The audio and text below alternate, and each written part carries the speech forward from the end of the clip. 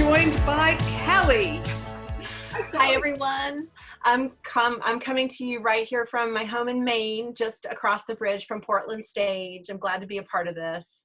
What is interesting about speaking with you is recognizing that in a way, because this play is set in 2020, you're writing one of what will be, I'm sure, many plays that are about the pandemic and about an era that is going to be radically different from everything that's come before. And what is it like to try to tackle, as a writer, a topic that we're inside of at the moment? And so it's not coming from that, oh, I know it, or I've had time to reflect on it. It's coming from that very active place of being in the middle of it.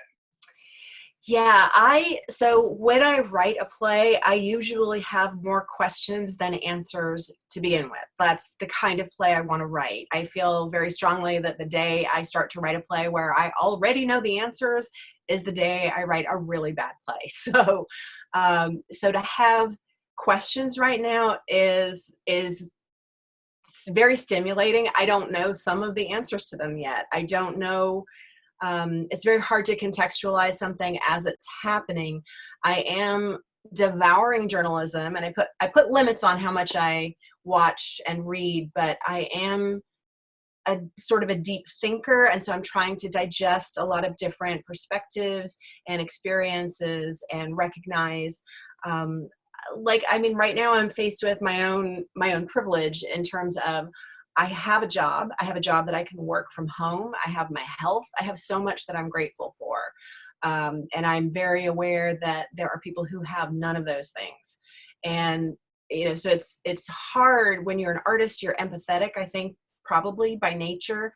And I think that we're not really meant to understand suffering on such a large scale because it can be immobilizing. And I think we need to find meaning, and that's somehow how art is helpful, because it gives us a sort of a point of triangulation, because the direct thing that you're experiencing is so difficult. So if we can look at it through another person's story and use a story to kind of put meaning and interpret and give context to something we're all living through, that's the goal. I don't know if I'll succeed, but again, having those questions, that's very stimulating to me to try to figure that out. That was a great answer, Callie. Thank you. That's fantastic. And this play, as you mentioned, you go in and you dig deep and you ask questions and you're looking at a lot of history. I've seen that in other plays that you've written where you're doing tremendous amounts of research. And so what is it like to write a play that's based on fictional characters, but that they're sort of rooted in this history? How do you do that? Yeah, well, I do love history. I always have since I was a child. And I think it just stimulates my imagination, because I can't help but imagine what was life like in a different time.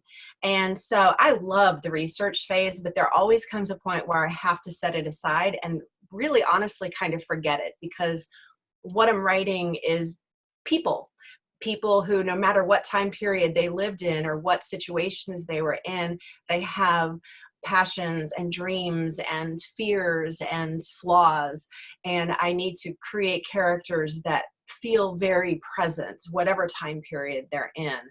And so, especially with writing, we have sort of two main characters, one white and one African American. And the African American is from 100 years ago, and I can't really obviously touch what that is really like, but I certainly did a lot of research and a lot of reading of original sources so that I could hear different experiences and then try to imagine a character. I specifically made Perseverance fictional because I didn't want, there are plenty of African-American suffragists. Like, when you start to do your research, you realize there were a ton of women, journalists, educators, but I didn't want to get caught up in trying to write a biography in any way. So I I settled on writing a fictional character. Definitely feel like I rambled on that. You'll want to edit that. So you are working on this project with Jade King Carroll, who has directed several times for Portland Stage. She did Skeleton Crew and Ma Rainey's Black Bottom, and she herself loves digging into the history of things. And I wonder what that relationship is like, because it's the first time that the two of you have worked together. Yes, yes. So I've been an admirer of Jade's for a while from a distance, and had heard great things about her in terms of working with new plays. And, you know, a director who is good at a new play environment is a very specific type of person. And so from the first time we talked, I just knew that it was going to be a really strong and candid collaboration. You know, in this relationship, there's really not room for ego. Like, I can't say, oh, but this is what I want for my play, because I have to put it on the page, and then she has to take it and interpret it, and the actors interpret it, and the designers interpret it. So she helps me sort of see what is and what isn't on the page, because I'm going to have blind spots of my own. And so that relationship is really important, to have someone where there's mutual respect.